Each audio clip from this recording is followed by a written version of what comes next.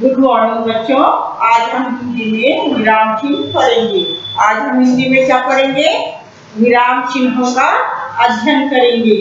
बच्चों, आपने देखा होगा जब आप मार्केट में जाते हैं या बाजार जाते हैं तो सड़क पे पुलिस वाले खड़े रहते हैं, चौराहे पे पुलिस वाले खड़े रहते हैं और वो हमें हाथ से कुछ इशारा करते हैं, कुछ संकेत देते हैं कि रुक जाओ। लाल बत्ती होती है तो वो हमें रुकने का संकेत देते हैं और पीली बत्ती होती है तो हमें इंतजार करने का संकेत देते हैं। जब हरी बत्ती होती है तो हमें कहते हैं कि आप चलिए। चौराहे पे पुलिस खड़ी रहती है और हमें चलने के लिए संकेत देती है। हरी बत्ती हमें चलने के लिए संकेत देती है। तो बच्चों, सड़क पे हम अपनी सड़क पे हम किस प्रकार नियमों का पालन करना हमारी सुविधा और सुरक्षा के हिसाब से हम करते हैं। जब हम नियमों का पालन हम किससे हमारी सुरक्षा और सुविधा के लिए करते हैं। नियमों का पालन हम किस लिए करते हैं? हमारी सुविधा और सुरक्षा के लिए। इसी प्रकार बच्चों, हिंदी भाषा में भी हम विराम चिन्हों का प्रयोग हम अपनी सुविधा और वाक्य को शुद्धता के साथ लिखने पढ़ने के लिए हम विराम चिन्हों का उपयोग करते हैं। भाषा हमें क्या सिखाती है? व्याकरण हमें क्या सिखाती है? भाषा को शुद्ध लिखना और पढ़ना। तो विराम चिन्हों के माध्यम से हम भाषा को शुद्ध लिखना और पढ़ना सीखते हैं। वाक्यों को सही अर्थों में समझते हैं। वाक्यों को हम क्या करते हैं? सही अर्थों में समझते हैं। वाक्य रचना हम सरल और स्पष्ट रूप से हम उसको समझ सके, इसलिए हम विराम चिन्हों का प्रयोग करते हैं। बच्चों, भाषा में व्याकरण के नियमों का पालन, शुद्ध लिखना व पढ़ना आता है। वाक्य रचना शुद्ध बनती है। विराम चिन्हों के प्रयोग करने से वाक्य रचना शुद्ध बनती है। तो बच्चों, अर्थ व वाक्य के अनुसार रुकने या भावना प्रकट करने के चिन्हों को हम विराम चिन्ह कहते हैं। अर्थ व वाक्य के अनुसार रुकने या भावना प्रकट करने के चिन्हों को हम क्या कहते हैं? विराम चिन्ह कहते हैं। अर्थ या वाक्य के अनुसार रुकने या भावना के प्रकट करने को हम विराम चिन्ह कहते हैं। विराम चिन्हों से हमारी भाषा स्पष्ट होती है। वाक्य रचना में हमें सुविधा मिलती है। तो बच्चों, आज हम इन्हीं विराम चिन्हों के बारे में अध्ययन करेंगे। आज हम क्या करेंगे? इन्हीं विराम चिन्हों के बारे में अध्ययन करेंगे। बच्चों,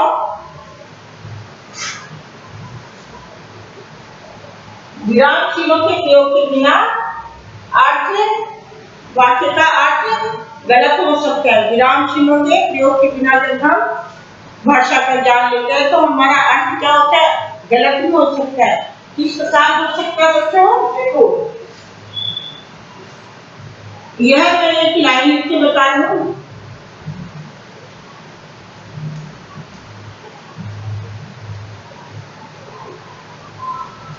अरे रोको मत जाने दो। बच्चों, इसमें कोई भी विराम चिन्ह नहीं है। कोई भी अरे रोको मत जाने दो, इससे हमें कुछ समझ नहीं आता। लेकिन हम यदि इसको विराम चिन्ह उपयुक्त स्थान पे लगाएंगे तो हमारा वाक्य किस प्रकार हो जाएगा? अरे। अरे का अर्थ होता है ये विस्मयादि बोधक होता है हमें। तो हम इसके लिए इस प्रकार से अरे रोको, अरे रोको। फिर अगर हम इसमें ये अल्प विराम लगा देंगे और मत जाने दो, मत जाने दो, तो बच्चों इससे क्या हुआ? आपने देखा, अरे रोको मत जाने दो, यानी अरे किसी भी व्यक्ति को यदि हम कह रहे हैं कि रोको, अरे उसे रोको यानी मत जाने दो। उसे क्या कह रहे हैं? मत जाने दो।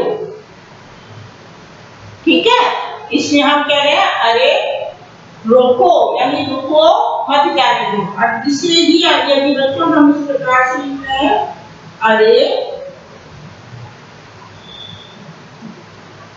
रोको मत, यदि इस चिन्ह को हमने यहाँ रोको मत फिर लगा दिया और लिख दिया जाने दो, जाने दो। अब इन लाइनों में बच्चों क्या दिख रहा है? पहली लाइन में कह रहा अरे यानी रोको, रोको उसे मत जाने दो, उसे मत जाने दो यानी उसे जाने मत दो। इसलिए कह रहा अरे रोको मत, मतलब उसको मत रोको, उसको क्या करने दो? जाने दो, उसे क्या करने दो? जाने दो। तो बच्चों विराम चिन्ह के कारण दोनों वाक्यों का अर्थ भिन्न भिन्न है। विराम चिन्हों के कारण, इन चिन्हों के कारण इन दोनों लाइनों में अर्थ क्या हो गया? भिन्न भिन्न। एक में कह रहा है रोको और दूसरे में कह रहा है मत रोको, एक में कह रहा है रोको, दूसरे में कह रहा है मत रोको, तो अर्थ भिन्न भिन्न होंगे। इसलिए भाषा में विराम चिन्हों का प्रयोग महत्वपूर्ण है। इसलिए भाषा में क्या है बच्चों? विराम चिन्हों का प्रयोग महत्वपूर्ण है।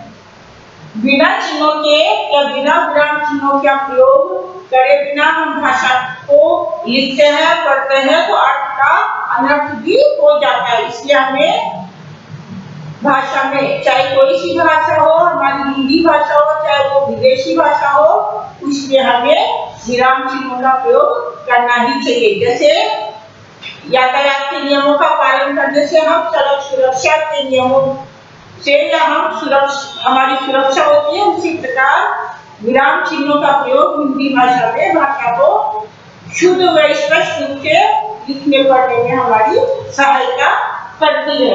तो बच्चों इससे हमें विराम चिन्ह के बारे में क्या पता पड़ा?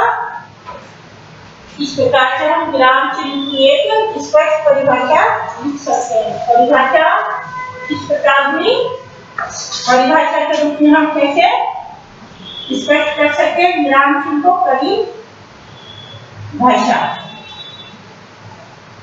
परिभाषा रूप में अर्थ व वाक्य के अनुसार उपमेय व अर्थ व वाक्य के अनुसार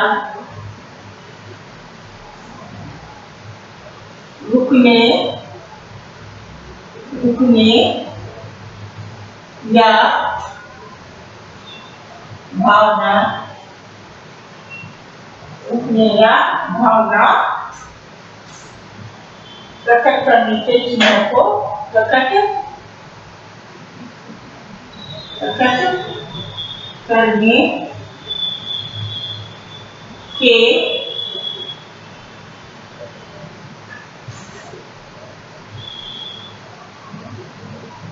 चिन्हों को हम विराम चिन्ह के नाम से जानते हैं। विराम चिन्ह कहते हैं।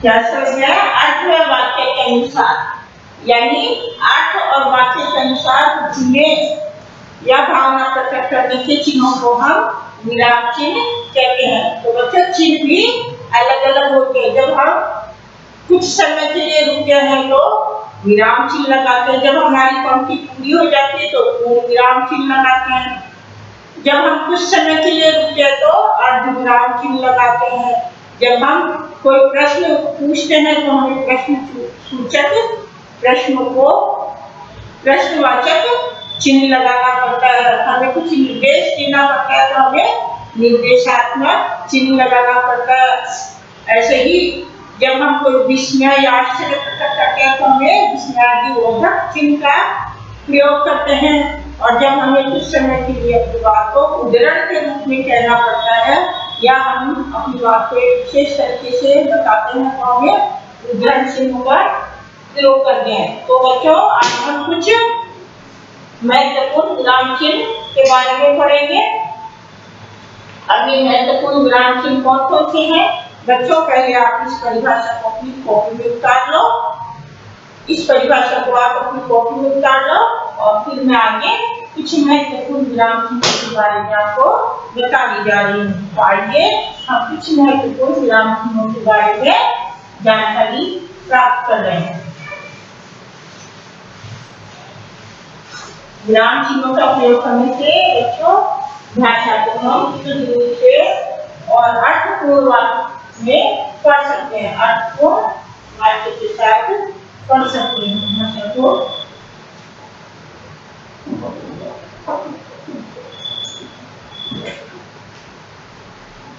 कुछ महत्वपूर्ण विराम चिन्ह, कुछ महत्वपूर्ण विराम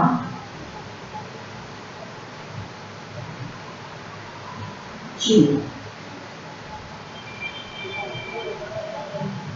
कुछ महत्वपूर्ण विराम चिन्ह पढ़ेंगे हम। कैसे हैं? सबसे पहला है बच्चों, सबसे पहला है अल्प विराम। सबसे पहले कौन सा है? अल्प विराम। अल्प विराम जैसे ही नाम से लिखा हुआ अल्प का अर्थ होता है थोड़ा, विराम का अर्थ होता है आराम करना, थोड़े समय के लिए रुकना। जब हम पंक्ति लिखते समय कुछ समय के लिए रुकते हैं तो हम अल्प विराम का प्रयोग करते हैं। अल्प विराम किस प्रकार का चिन्ह होता है बच्चों? देखो, अल्प विराम का अर्थ हम का प्रयोग करते हैं हम जब हम कोई भी अपनी बात को कहते हैं और थोड़े थोड़े समय के लिए रुकते हैं। जब हम किसी एक ही बात को हम कहते हैं और थोड़े समय के लिए रुकते हैं या समान महत्व वाले शब्दों के साथ आगे बढ़ने अलग अलग करने के लिए इसका प्रयोग किया जाता है। जैसे बच्चों इसका प्रयोग हम कैसे करते हैं? इसका प्रयोग हम कैसे करते हैं? जैसे जब हम कुछ समय के लिए रुकते हैं, पंक्ति इस प्रकार से जब हम पंक्तियां लिखते हैं, जैसे सीता, गीता,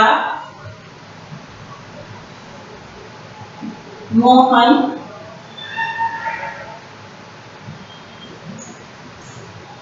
सीता, गीता, मोहन और सोहन सभी भाई बहन हैं। ये सभी क्या है? सभी क्या है? भाई बहन, भाई बहन।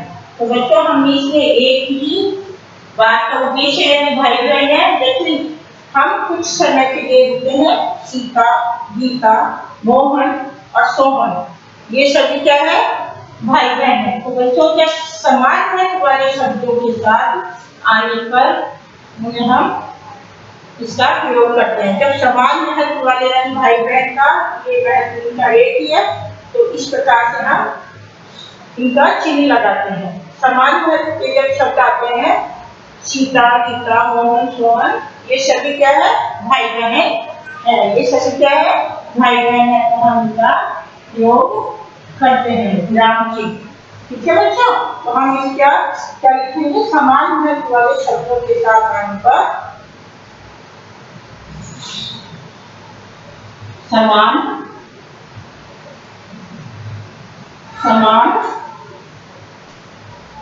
महत्व वाले शब्दों, समान महत्व वाले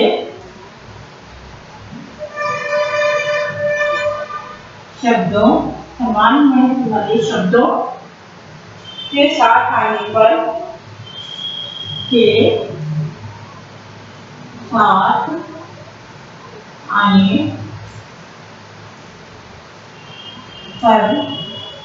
आने पर उन्हें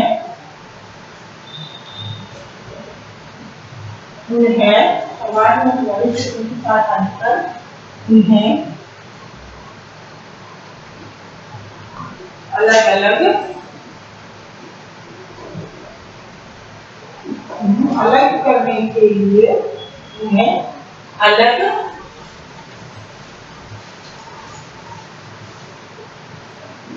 समान महत्व वाले शब्दों के साथ आकर उन्हें अलग करने के लिए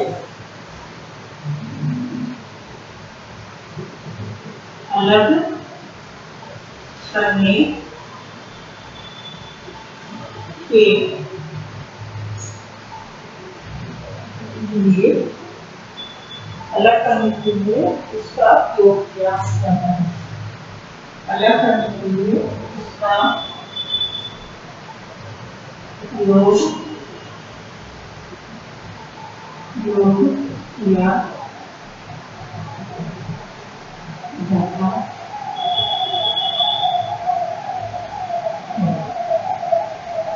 जैसे अभी हमने बताया था, सामान्य वाले शब्द यानी सीता, गीता, मोहन और सोहन, ये सब सामान्य वाले शब्द है, भाई बहन है।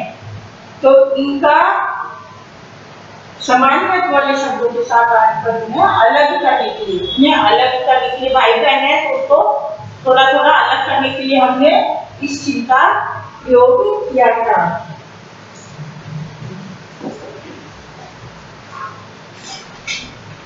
बच्चों इनको आप साथ साथ उतारते भी जाना। अब बच्चों इसका उदाहरण मैं बता देती हूँ। जैसे एक तो अभी मैंने सीता, गीता, मोहन और एक ये जैसे हमारे देश की महत्वपूर्ण नदियां, जैसे भारत की महत्वपूर्ण नदियां कौन कौन सी है? महत्वपूर्ण नदियां गंगा, जमुना, यमुना, कावेरी,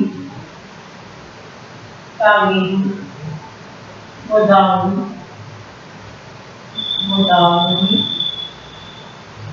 अब बच्चों इसमें समान महत्वपूर्ण की नदियां जैसे गंगा, जमुना, कावेरी, गोदावरी आदि है।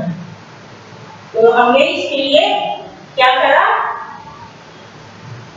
विराम चिन्ह का प्रयोग किया, यानी कुछ समय के लिए हमने लिखा। नदियां, भारत की महत्वपूर्ण नदियां कौन सी?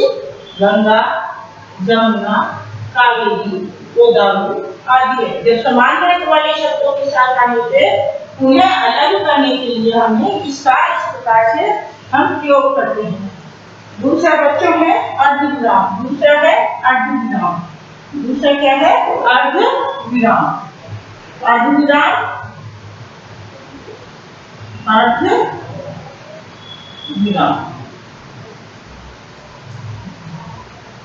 अर्धविराम है बच्चों इस प्रकार का चिन्ह है। इस प्रकार का चिन्ह है, इस प्रकार का। जब हम अपनी बात को कहने के लिए कुछ समय के लिए रुकते हैं, जहाँ अर्धविराम से अधिक समय के लिए यहाँ रुकना पड़ता है, जहाँ अर्धविराम से अधिक समय के लिए रुकना पड़े तो हम इस चिन्ह का प्रयोग करते हैं। अर्धविराम का महत्व क्या है? जब हमें अल्पविराम से कुछ समय के लिए अधिक रुकना पड़े तो हम इस अर्धविराम के चिन्ह का प्रयोग करते हैं। कौन से चिन्ह का? ऊपर एक डॉट है और नीचे इस तरह से ये है। इस चिन्ह का हम प्रयोग कब करते हैं? जब हमें अल्पविराम से कुछ अधिक समय के लिए रुकना पड़े तो हम अर्धविराम से इस चिन्ह का प्रयोग करते हैं। तो हम करेंगे जहाँ अल्पविराम से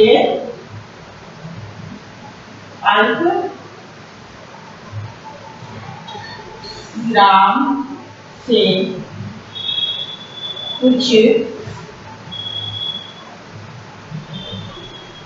अधिक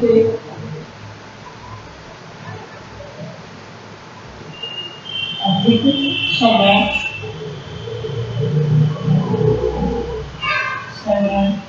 के लिए लिखना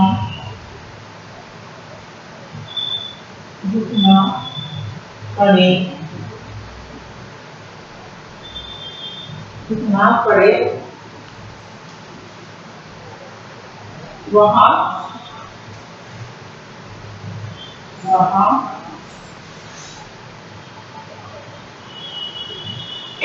वहाँ वहाँ अर्धविराम का प्रयोग किया जाता है। यहाँ अर्धविराम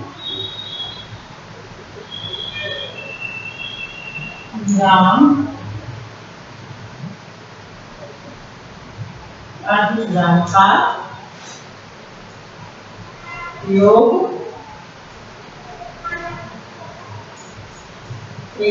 किया जाता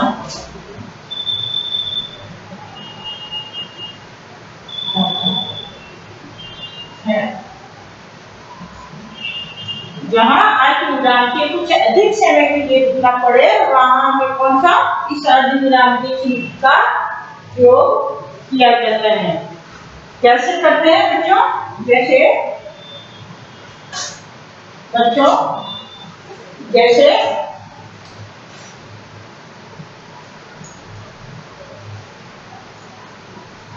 जैसे सूर्य निकला सवेरा हो गया। जैसे सूर्य निकला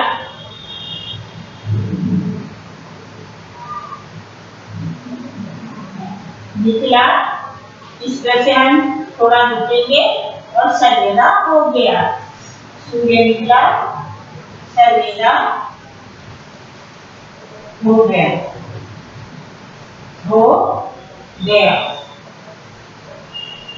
सूर्य निकला सवेरा हो गया। फिर पक्षी चहचहाने लगे। पक्षी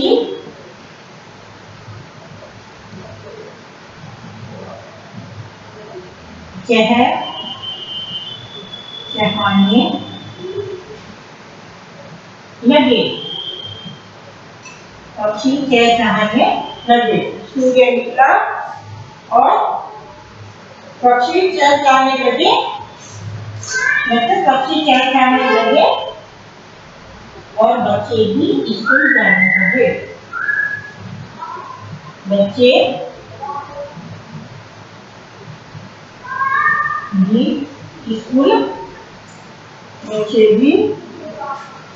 स्कूल जाने लगे। सूर्य निकला सवेरा हो गया इस तरह से और पक्षी चहचहाने लगे। ठीक है, कुछ समय के लिए हम रुक रहे और बच्चे भी क्या स्कूल जाने लगे। बच्चे भी स्कूल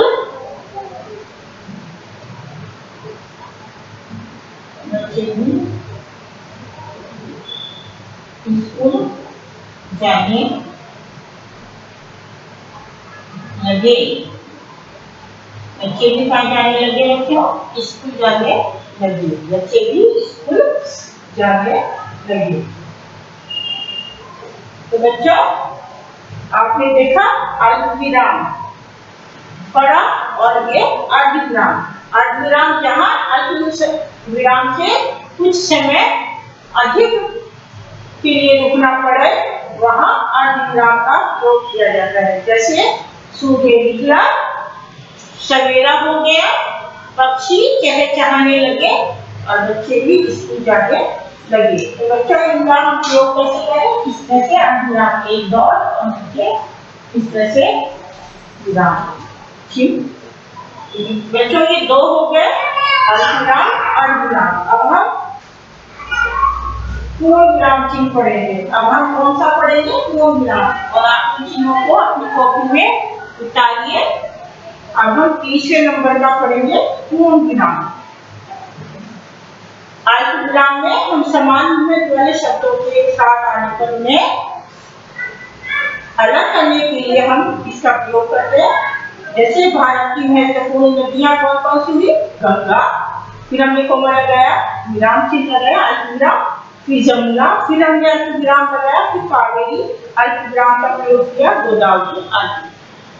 अल्पविराम में जहां अल्पविराम से कुछ अधिक समय के लिए हमें रुकना पड़ रहा है, वहां अर्धविराम का प्रयोग किया जाता है। अर्धविराम का चिन्ह इस प्रकार से होता है बच्चों, और जैसे सूर्य निकला, सवेरा हो गया, पक्षी चहचहाने लगे। अब हमने दो पढ़ लिया, अब हम तीसरा है पूर्ण विराम। तीसरा हम पढ़ेंगे पूर्ण विराम।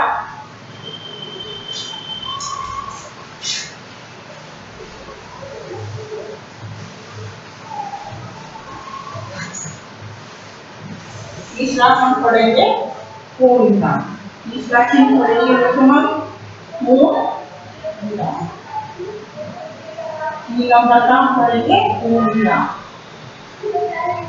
पूर्ण विराम होता है बच्चों, जब लाइन पूरी हो जाती है तब हम इस प्रकार से एक डंडा बनाते हैं। कोई भी हम अपनी बात को जब हम पूरी तरह से कह चुके होते हैं, लिख चुके होते हैं, तो हम इस प्रकार से उस पे पूर्ण विराम देते हैं। तो ये पूर्ण विराम का चिन्ह होता है। वाक्य पूरा होने पर पूर्ण विराम का प्रयोग किया जाता है। पूर्ण विराम का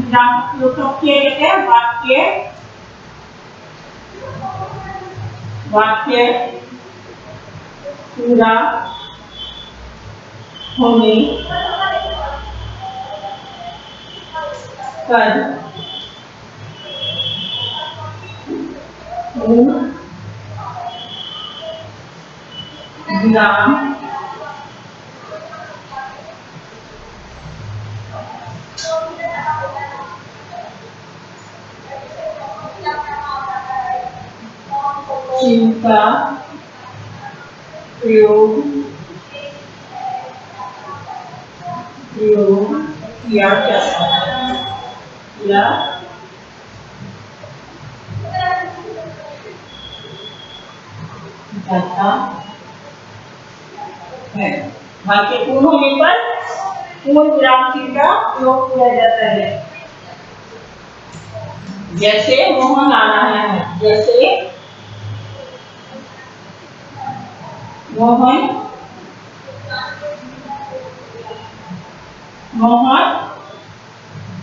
आ रहा है, मतलब क्या हमारी ये लाइन या ये पंक्ति पूरी हो गई तो आप इस प्रकार से एक डंडा लगा देते हैं। मोहन आ रहा है तो ये पूर्ण विराम का चिन्ह होता है। कब लगाते हैं? जब वाक्य पूरा होने पर हम पूर्ण विराम चिन्ह का प्रयोग करते हैं। ये तीसरा है, मतलब चौथे नंबर का है प्रश्नवाचक चिन्ह। चौथे नंबर का कौन सा है? प्रश्नवाचक चिन्ह। प्रश्नवाचक चिन्ह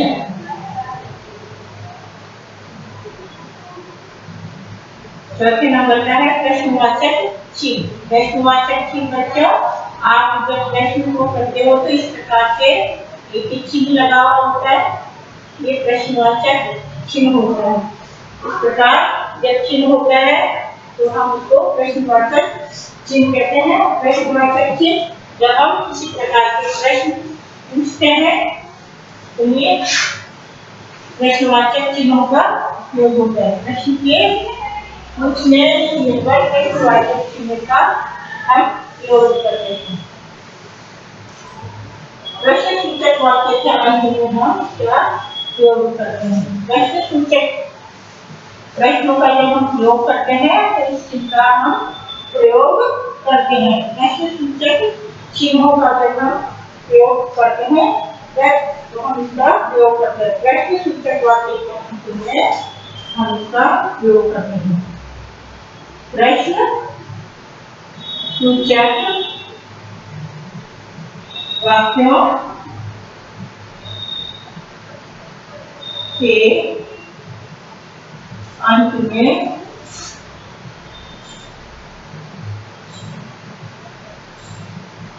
हम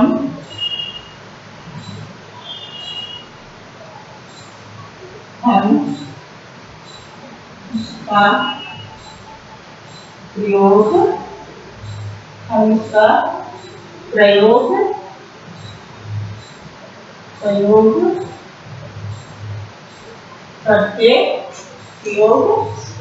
करते हैं।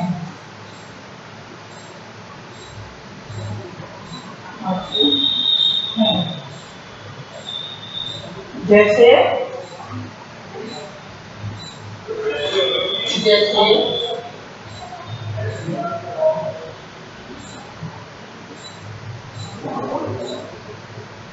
आप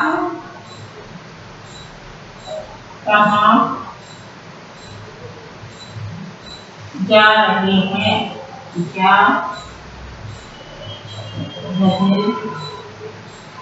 आप कहाँ जा रहे हैं। तो हम इस प्रकार के प्रश्नसूचक वाक्यों का प्रयोग करते हैं। जब हम इस प्रकार के प्रश्नसूचक वाक्यों का प्रयोग करते हैं, जब हम कोई भी प्रश्न पूछते हैं या पंक्ति में कोई भी प्रश्न आता है, आज कितनी तारीख है, आप कहाँ जा रहे हैं, सीता ने मोहन से क्या कहा, तो इस प्रकार से हम चिन्ह लगाते हैं। ये प्रश्नवाचक चिन्ह कहलाते हैं। अब बच्चों, पांचवा है निर्देशक वाचक चिन्ह। पांचवा है निर्देशक वाचक चिन्ह। पांचवा है निर्देशक चिन्ह। पांचवा है निर्देशक चिन्ह।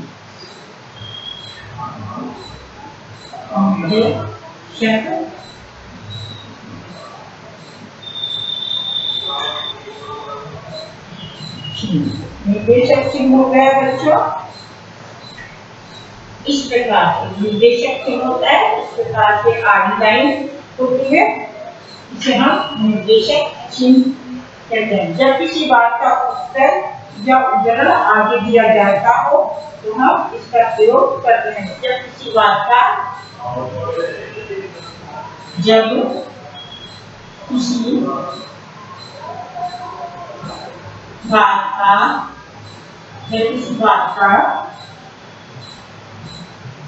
उत्तर या उदाहरण, जब किसी बात का उत्तर या उदाहरण आगे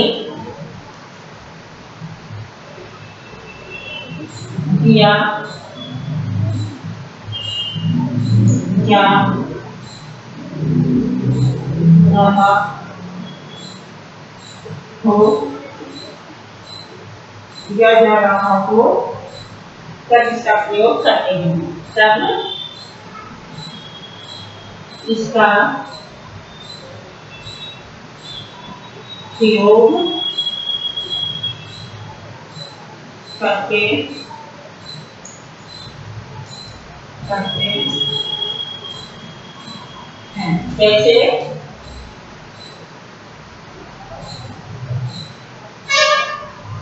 जैसे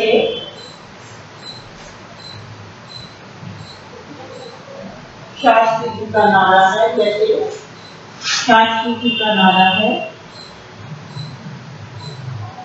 शास्त्री जी का नारा है, शास्त्री जी का नारा है। ऐसे लाइन कहीं देते हैं और फिर हम इस प्रकार से जय जवान जय किसान, शास्त्री जी का नारा है जय जवान जय किसान। जय जवान जय किसान, जय किसान।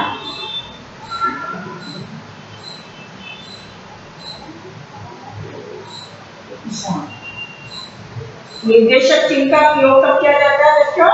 इस प्रकार से जब किसी बात का उत्तर या उदाहरण आगे दिया जा रहा हो तब इसका प्रयोग करते हैं। अब हम ये जैसे लिखे भी इस प्रकार से हम लगा देते हैं। इसका जैसे इसका उत्तर हमने इस प्रकार से दिया, शास्त्री जी का नारा है।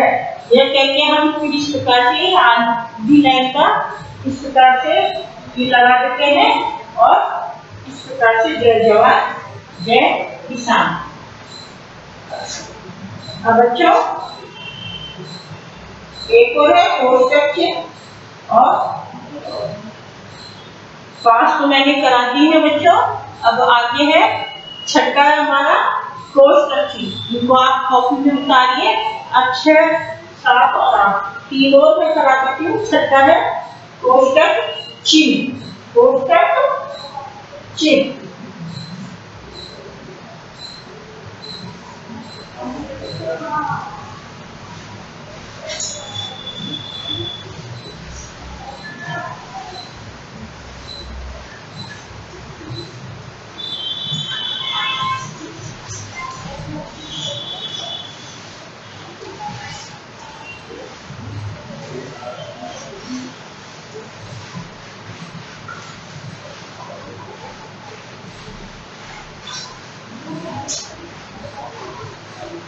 छठा है बच्चों कोष्टक चिन्ह।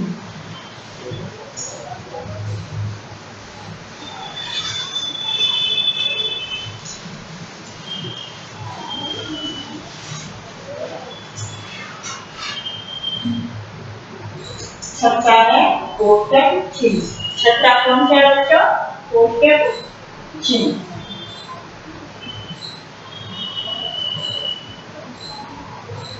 कोष्टक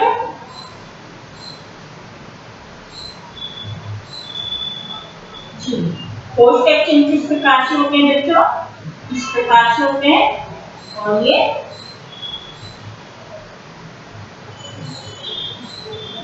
और इस प्रकार से जो चिन्ह होते हैं उसको हम क्या कहते हैं?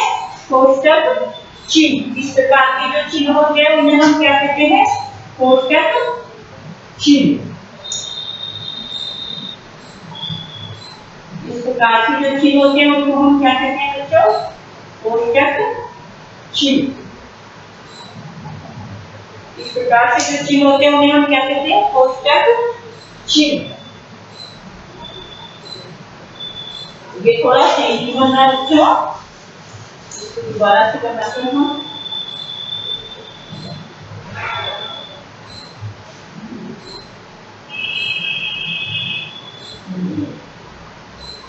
काफी कोष्टक चिन्ह बनते हैं। इस प्रकार से जो चिन्ह होते हैं वो क्या बनते हैं? कोष्टक चिन्ह। इस प्रकार के कोष्टकों का प्रयोग लिखित भाषा में एक व्यवस्था प्रदान करता है। इस प्रकार के चिन्ह होते हैं, इस प्रकार के इस प्रकार इस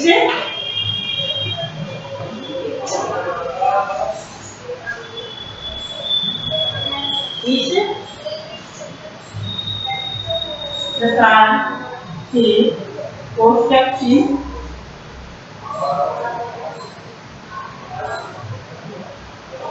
कोष्टक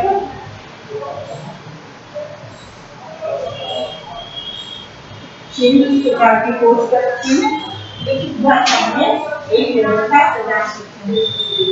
इस प्रकार के कोष्टक चिन्ह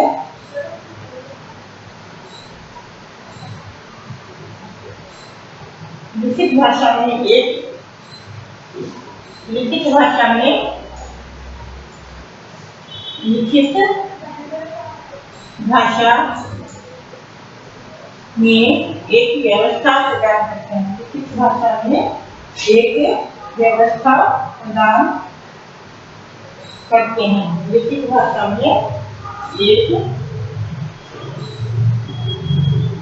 व्यवस्था व्यवस्था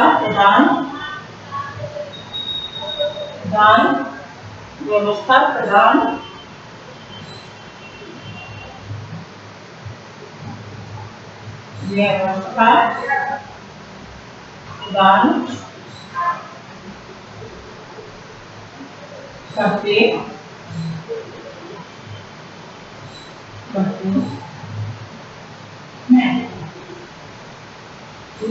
क्या करते हैं बच्चे? इस प्रकार की चीज लिखित भाषा में इन कोष्टकों का प्रयोग एक व्यवस्था प्रदान करने के लिए करते हैं। लिखित भाषा में एक व्यवस्था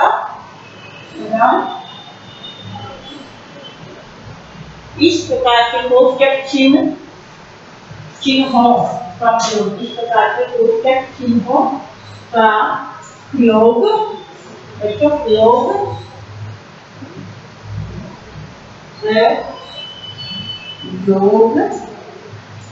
लिखित भाषा में एक क्या करता है, व्यवस्था प्रदान करते हैं। किस प्रकार से व्यवस्था प्रदान करते हैं?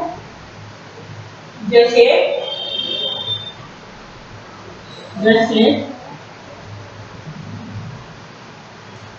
राम ने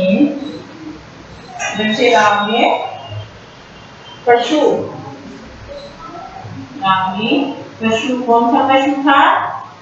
मारीच।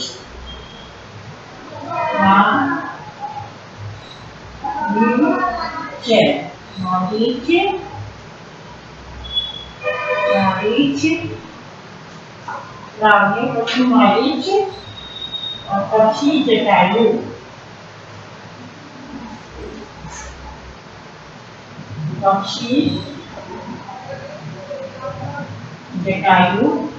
इस प्रकार से कोष्टक जटायु तारे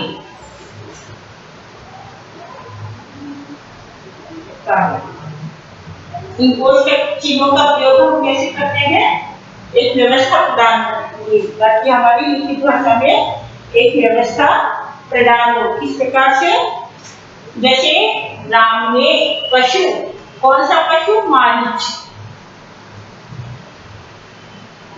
राम ने पशु, पक्षी आदि तारे, तो पशु था मारीच और पक्षी था जटायु आदि को तारा।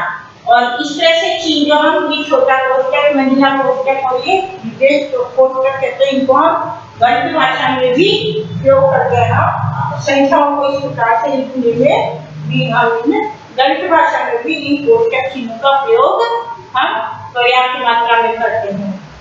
बच्चों, सातवां है उद्धरण चिन्ह। सातवां क्या है? उद्धरण चिन्ह। उद्धरण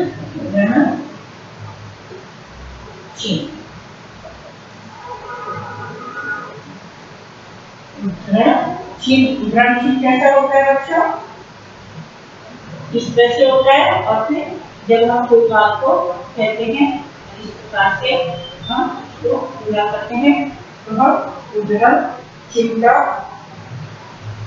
प्रयोग करते हैं। इस प्रकार के जो चिन्ह होते हैं, दोनों तरफ पंक्ति के इधर कुछ विशेष बात होती है, उसको प्रकट करने के लिए या उद्धृत वाक्य इन चिन्हों के बीच में रखा जाता है। उद्धृत वाक्य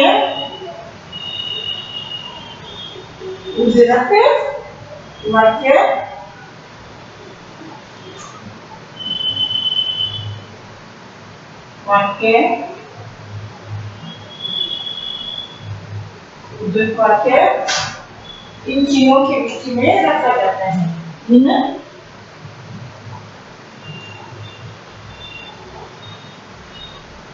चिन्हों के बीच में रखा जाता है।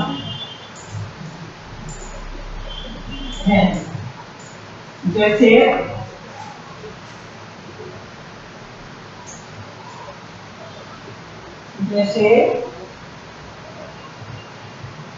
मोहन ने कहा, मोहन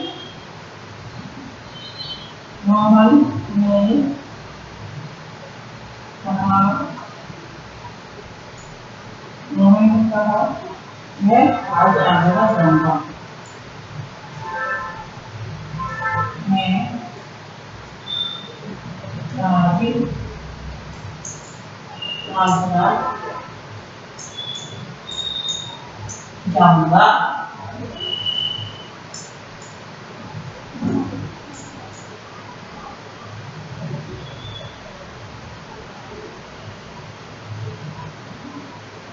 जाऊंगा। मोहन ने कहा आज मैं आगरा जाऊंगा। तो इस प्रकार से हम वाक्य को लिखते हैं। उद्धृत वाक्य इन चिन्हों के बीच में रखा जाता है। जैसे कोई विशेष वाक्य की मोहन ने क्या कहा कि मैं आज आगरा जाऊंगा, तो हम इन चिन्हों का प्रयोग करते हैं। एक सबसे लास्ट में आता है बच्चों विस्मयावर्धक चिन्ह। 8 नंबर पे आता है विस्मयावर्धक चिन्ह। आश्चर्य विस्मयावर्धक विस्मय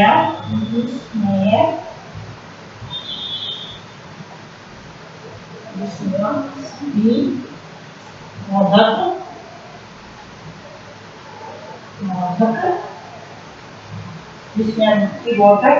चिन्ह। जब हम अपने आश्चर्य को प्रकट करते हैं, हमारे आश्चर्य को प्रकट करते हैं, तो हम इस प्रकार से लंबी और इस प्रकार से हम चिन्ह प्रकट करते हैं। जब हम अपने आश्चर्य अपने विस्मयों को प्रकट करते हैं, तो हम इस प्रकार का चिन्ह लगाते हैं, एक लंबा सा डंडा और नीचे एक छोटी बिंदी। इनको प्रकट हर्ष शोक, इसमें हम क्या करते हैं हर्ष शोक आश्चर्य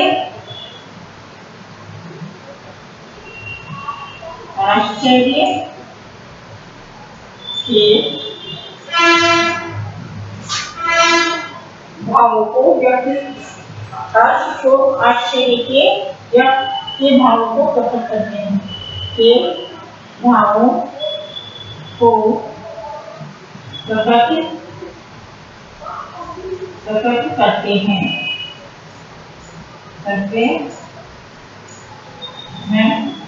जैसे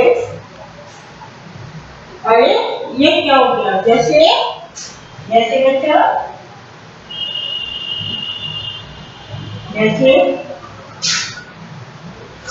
जैसे अरे ये क्या हो गया, जैसे अरे यह क्या हो गया, यह क्या हो गया,